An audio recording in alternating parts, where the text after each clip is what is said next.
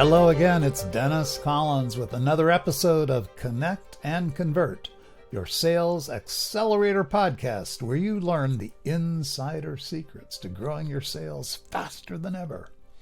Hey, my partner Leah is off today, but I have a very special guest that I'd like to introduce. I'd like to welcome today a very special guest to Connect and Convert. His name is Brian Tewes, and Brian is the founder and the owner of Tewes Lending, which is based in Orlando, Florida. He's a native of South Florida, but he found his way up to Orlando. He went to UCF to get his MBA. UCF, go Knights. Charge on. And charge on, buddy. And he is now in his fourth year. So it's a fairly new business. He's in his fourth year of ownership of Tewes Lending. I love to bring people like Brian to the attention of our listeners. Our listeners are mostly small business owners or people who aspire to be a small business owner, okay? And Brian didn't just think about it, didn't just talk about it. He did it, okay? And so from his lips to your ears, he is going to help us understand all the trials, tribulations, and the joys of being a small business owner. Hi, Brian, and welcome. Hey, Dennis, thank you so much for having me. This means a lot. Really appreciate the opportunity. It's a pleasure because, you're one of the first people I wanted to get. Our podcast is still somewhat new. We've got about 35 episodes in already. We release one a week. So we're very aggressive. So we're trying to build up some really good guests, and you're going to be one of them. So I love the tagline that you use in some of your marketing. Let's get you home. How'd you come up with that? What does that mean? That's a great question. So let's get you home. I mean, obviously it ties into the mortgage piece of the business, but I was very key on some of the words I chose. So for example, the very first one, let's. I chose let's and not we'll get you home or I'll get you home because it's a team effort. It's a partnership. So it's not just myself and my team. It's also the real estate agents we work with, the title agents, as well as the actual consumer, the buyer of the home or the borrower getting a refinance. It's all coming together. So that was very first on let's being the very first word, and then get you, meaning, okay, who are we actually focusing this on? And that is the client. And then home, which is, that could have several meanings. Yeah, it could be get you home, get you into a house, or get you to the finish line. A lot of my social media, my caption is getting you there. Whatever your goal is, that's what we want to help you accomplish in a team effort. So it all kind of combined into let's get you home. Hey, Brian, I love the wordsmithing. I mean, this wasn't just something you came up with. You thought this through. I love the double meaning of home. I caught that, and I was going to ask you about that. What does that mean? And you just described it. It has two very, very strong meanings. So you actually started in the business as a branch manager for your dad, who is also Brian Tewes, which I have confused on several occasions. And, Dad Brian is living the life down in the Florida Keys, but you opened a branch office of Tewes Mortgage, and talk to us about how that happened. And then I want to talk about 2021, the year you decided to found Tewes Lending. But first of all, tell us about your background with your dad. Sure. So my dad not always tried to put a bug into my ear about getting into mortgages. It was more so find my own path, whatever that may end up being. And it was in 2017 when I realized I need to be doing something different, need to be doing something more. And at coincidentally the same time was purchasing my first property, which of course my dad helped me do the mortgage. Started asking tons of questions to him, not just your typical, what's my monthly payment going to be and how much cash do I need? I was really diving into the specifics and into the weeds of mortgages. And the crazy part was it was all clicking. in my head. It was just one of those instinctual things that were coming to me. So chatting with my dad, thought about getting my mortgage license, doing it on the side while still having a full-time job. And that went nowhere. That went absolutely nowhere for the 4 months that I attempted that. No leads, no clients, nothing, just absolutely nothing.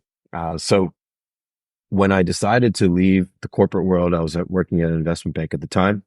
I had a couple opportunities to get into mortgages. One was under my dad's wing, and then the other one was actually working for a pretty decent sized mortgage company here in Orlando. And I chose to go under my dad's wing for obvious reasons, being family, right? But then also a little bit more challenging. My dad was still down the Keys. Zoom was not a thing. So I think we were using Skype. That's how he was teaching me. And Oh, yes. what ended up really being a two-man operation, him down the Keys and me here. And then I actually had a couple close friends of mine decide they wanted to try out the mortgage industry. Next thing you know, I had my own branch. So that was the first 3 or 4 years, was growing my business, growing the name of Tewes up in Orlando, because outside of my college friends, nobody had really knew who I was. So Sure. that was probably one of the biggest challenges, was marketing the name, the brand here in Central Florida, and also learning how to become not just a manager, but a leader in a true professional entrepreneurial environment. That was the first Yeah. 3 to 4 years of me being in this line of work. So it's been very, very interesting, very challenging. And then come from COVID in 20, and then also 2021, real estate wise, housing market wise, we blew up, right? As much as everybody else. And we could thank the 2 and 3% interest rates for most of that abundance. But Yeah. in 2000, yeah, but in 2021, it was a very challenging year. Outside of, yes, again, tons of business, great opportunities, but learning how to scale up was something I had never done before. Heard the phrase, knew the definition, was not something I was looking to achieve. And the market forced our hands. As again, I'm still working with my pops, and we went through a lot of hiccups, obstacles, road bumps, butting heads. It was not easy at all. And in 2021, it was towards the latter part of the year. It kind of got me thinking, like, man, maybe not. There's absolutely no bad blood between my dad and I. We absolutely love each other, talk to each other still every day. But there were just certain things that he wanted to do for scaling in the Keys and what I wanted to do in Central Florida they were just different. And it wasn't a matter of having my own branch. It was, this might be where I need my own company. And I thought that, but I was truthfully too scared to tell him. And we actually had a meeting. I went down to the Keys, and he said it. He said, son, I think it's time that you potentially have your own company. Yeah. Wow. So, I was Made it I was easier, too, yeah, I was too chicken, you know what? And he kind of, pulled it out of me. So that was a transition. So that was how I That's a great got story. into it initially. And yeah, eventually my own shop. Great story. Looking back, and you documented all, what a tough time for any business, 2020, 2021, even 2022. And you probably started Tewes Lending at one of the most challenging times ever in our economy. Granted, there were some low interest rates which didn't hurt, but there was a lot of stuff going on. What Yeah. is it that you didn't know then that you know now, as you look back and say, how did I overcome that obstacle? What were the obstacles that you had no way of predicting to start up Tewes Lending? Yeah, man, the start of Tewes Lending, I did not realize how much goes into, yeah, you see all the marketing of, like, oh, to create your LLC or create your S corp, just go to this website, go to this company, and they'll do it for you, and that's it. oh my God, that is one out of 100 things you have to do. So you have to register with the state of Florida. I'm not just talking SunBiz. You need to get your employment taxes set up. I mean, I was going on state of Florida websites I've never even heard of or seen before. Um, it was it was a whirlwind to get your certain business licenses, not just with the state, but with the city, with the county. Um, Sure. Before it was just, oh, I just need my mortgage license. No, there's so many other licenses you have to get. Compliance wise, I had to get a compliance team, make sure that all of um, my legal documents were in line, that my disclosures were correct. Wow. That even if everybody on my team, just granted, everybody on my team is independent contractors, but make sure those contractor agreements were shaped up and compliant. So yeah, the creating an LLC, creating an S corp was the start, and that's step one and step two. But there are there was so much more, and at times, it's one of those times where it's like you don't know what you don't know, and there were times where I did not know what I needed to do, but I would get a nice, lovely letter in the mail that said, Brian Tewes Lending, you haven't filed for this. I'm thinking, oh crap, I need to jump on this ASAP. Oh And my God. that's sometimes that's how I learned.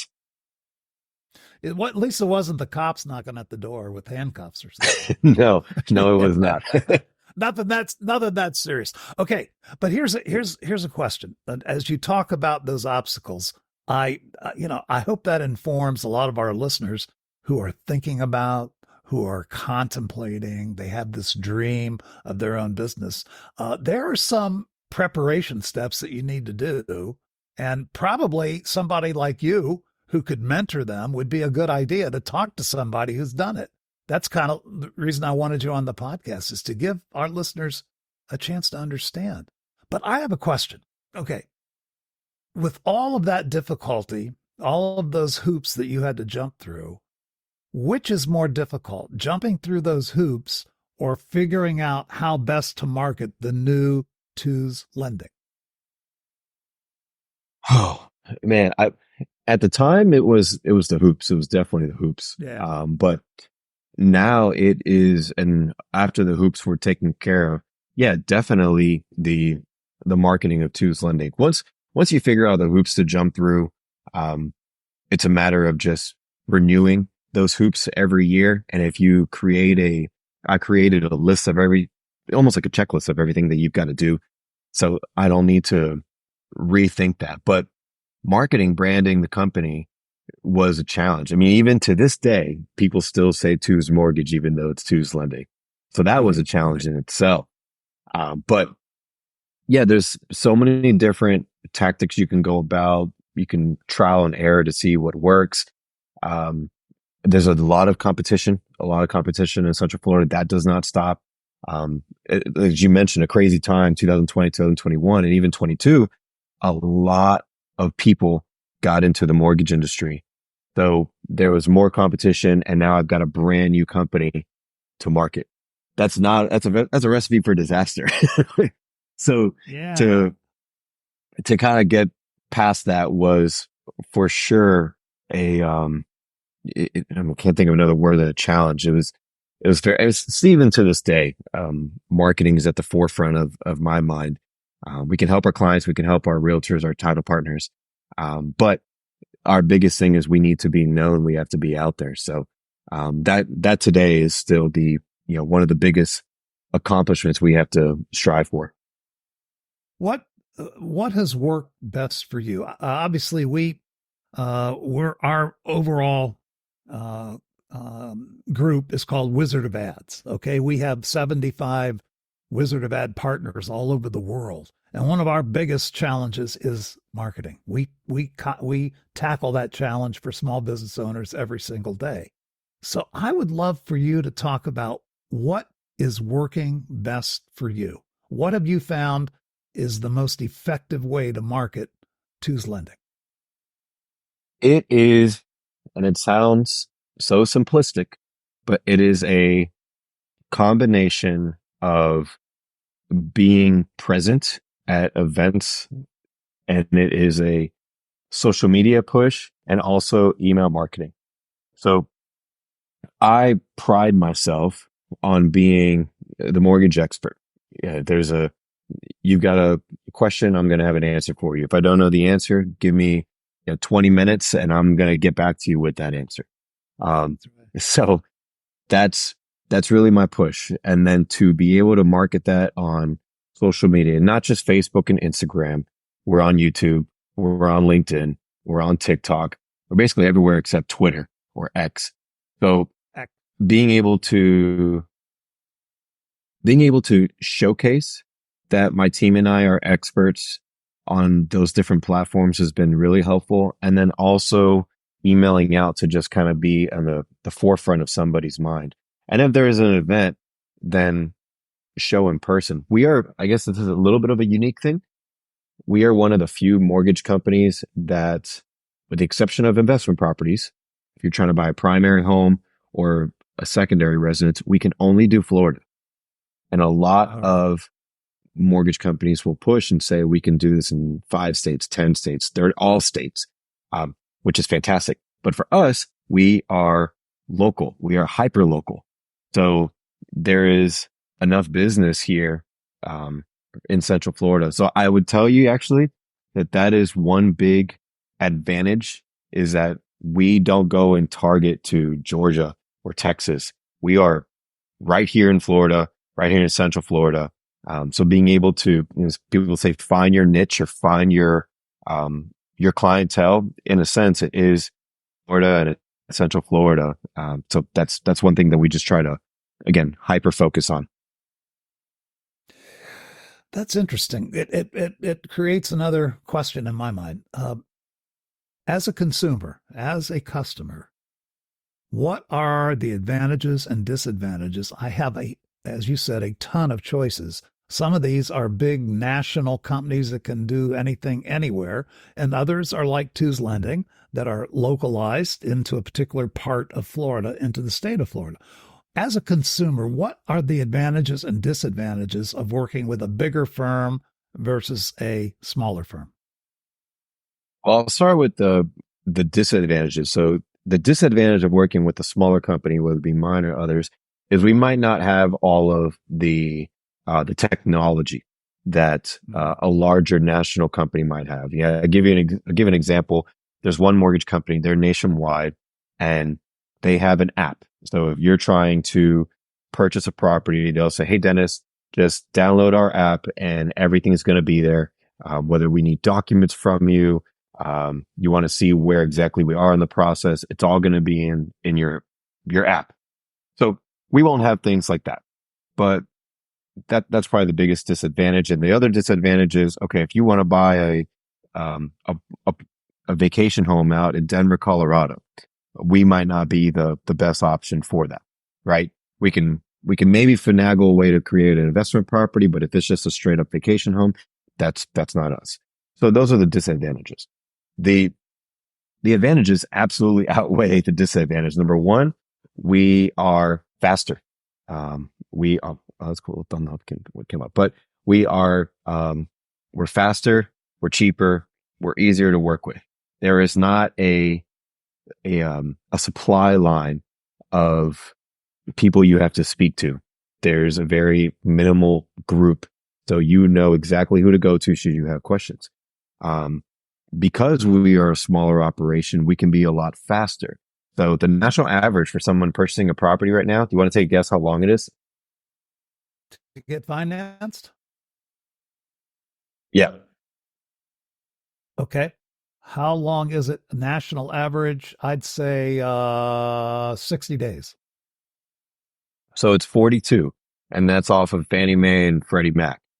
We are at 17 days. Whoa. So, yeah.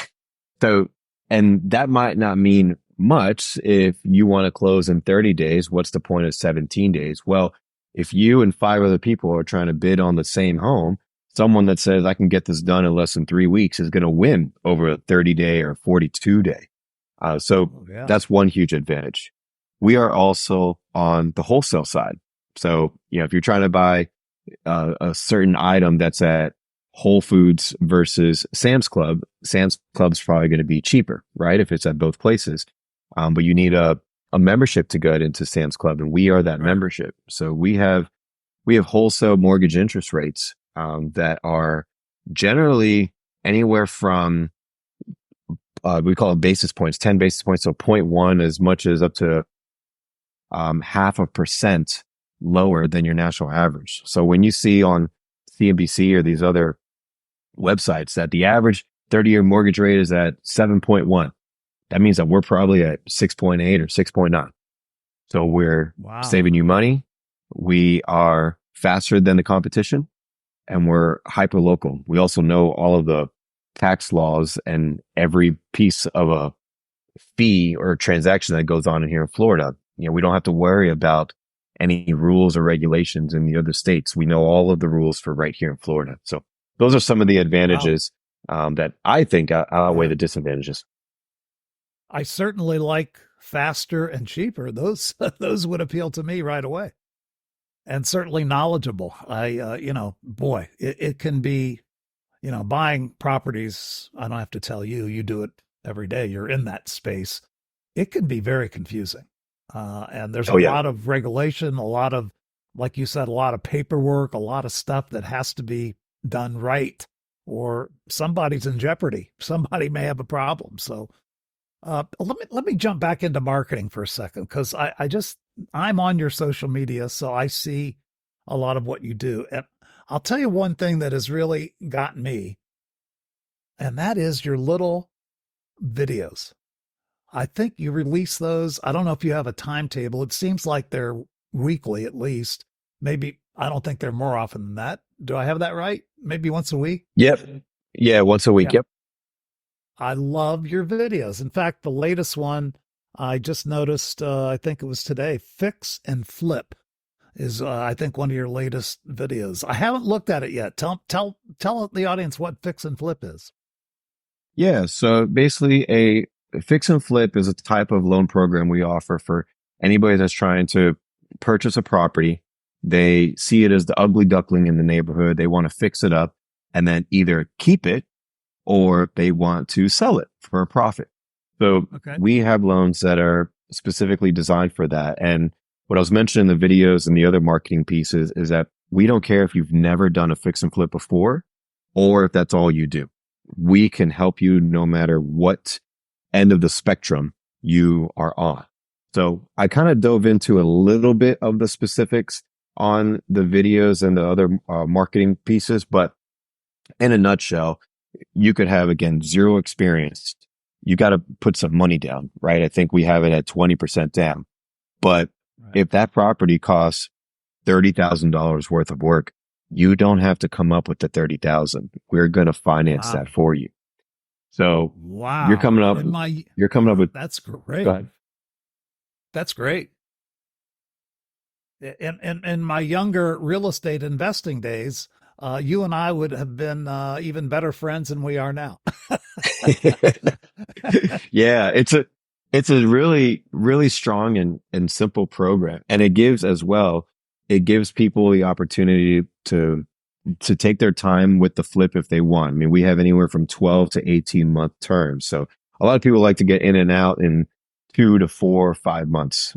But if there's delays or anything, it kind of gives them the shot. And also another reason we talked about it, last thing I'll say is a lot of people don't know that we have that loan type. Everyone thinks that we're just cookie cutter, someone trying to buy a primary home or an investment property. No, like we can get into some unique programs too. So that was another reason we pushed out to say, hey, like, don't forget, we can actually do these types of loans as well. That's why I like your little video series. What's been the response by your customers, by potential customers? What kind of response do you get off your little videos? So if I do get feedback for the most of the part, most of the time, it is positive. It's a lot of people asking questions, engaging, wanting to know more, which is really cool. And Yeah. the weekly update video that I send out, not on social media, but also YouTube and email market as well. I mean, we'll get anywhere on the low side, 20, 30 views up to 100 or so. And Okay. people are emailing back, asking questions. So that's really it. We just want people to know that, hey, here is a 45-second or 90-second update on what's going on in the mortgage world, and we know what we're talking about. So at any point in someone's day or life, they think I need something with a mortgage, they're thinking Brian and his team, they know what they're talking about. I'm going to go to them. I couldn't agree more. You are building your brand and you're doing it 45 seconds, 60 seconds at a time.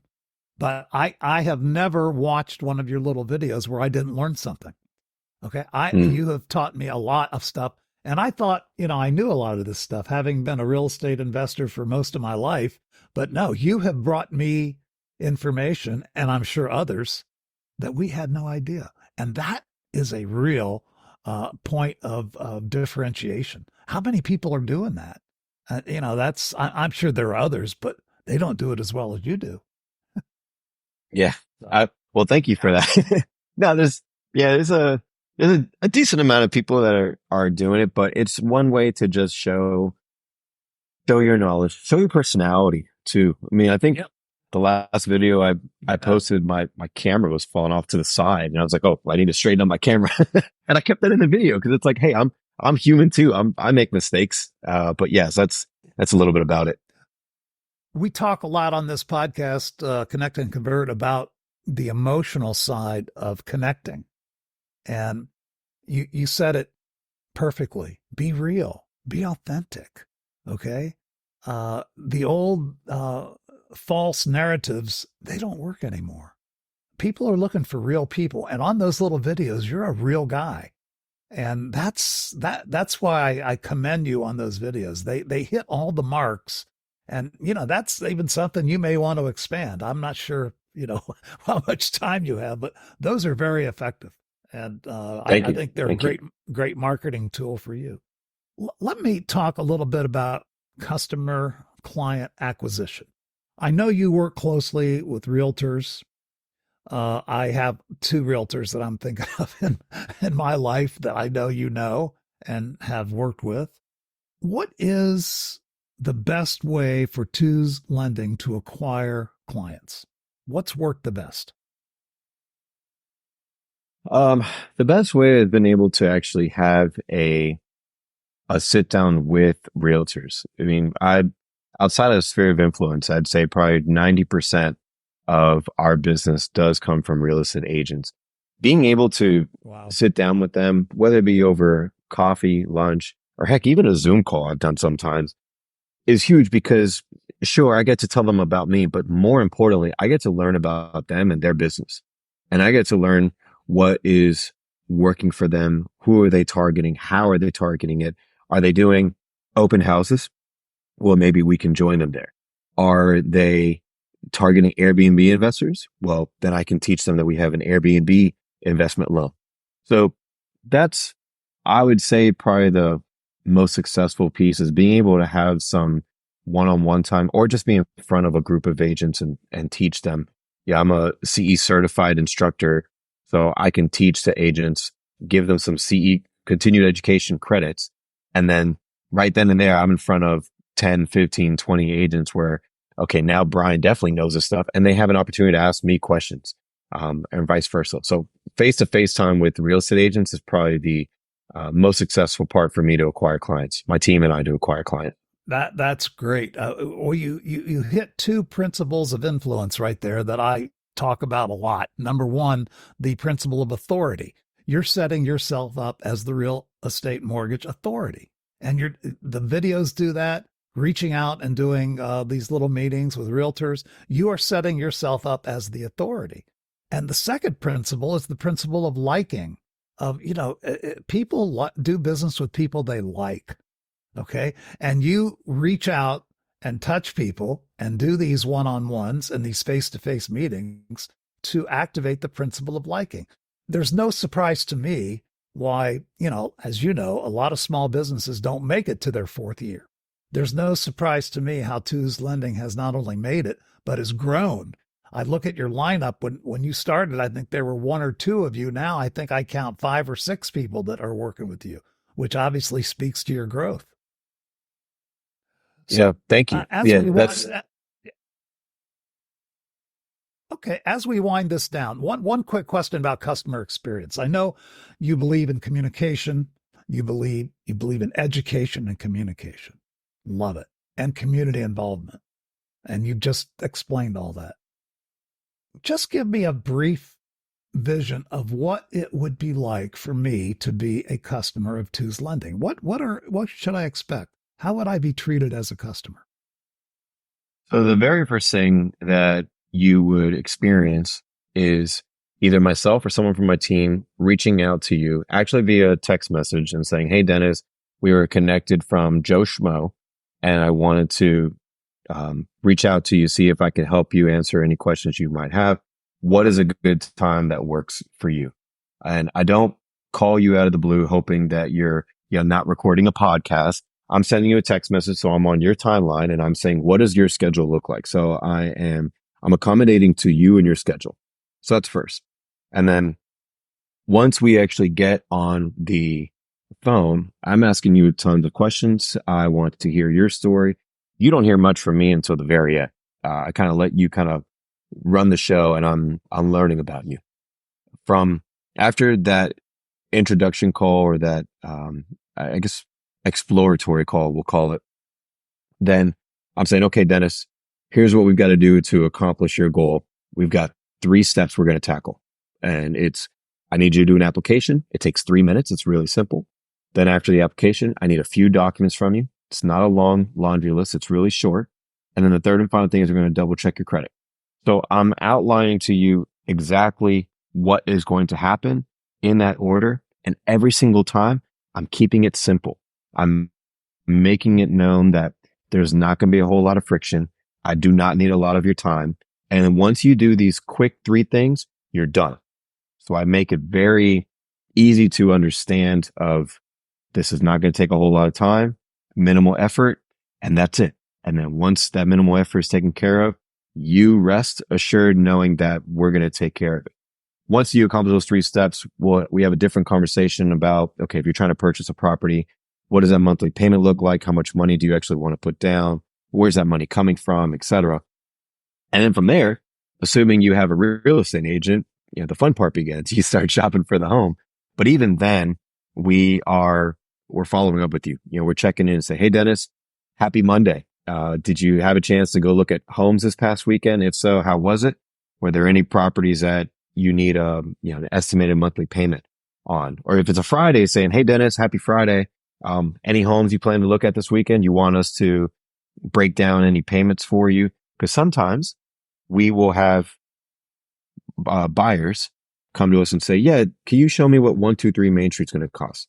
And we'll give you the monthly payment, and you'll say, "Oh, that's way too high. I'm not even going to bother going to look at it. Thank you for saving me the time." So Wow. Yeah. we're really big on that, on trying to make sure yourself and also the real estate agent you're working with don't waste any time. And then once you do find the home, we're going to hold your hand the entire process to the finish line. So that's just a little bit of a snippet of what you can expect as the client for us. I'll be right over. I think I need to apply. I wasn't going to buy anything, but maybe I should. As you know, customer experience wins the day. And you have set up a very personal company business that has your characteristics, your warmth, your communication skills, your strategy, all the stuff that you, the founder and owner, bring are now transferred to your customers. And it makes for a great customer experience. And, we talk on this podcast a lot about that. The customer experience kills everything else. The culture and the customer experience beats everything. And you have done that, Brian. One last thing as we close out, any words of advice for that budding entrepreneur like the young Brian who is not sure what to do?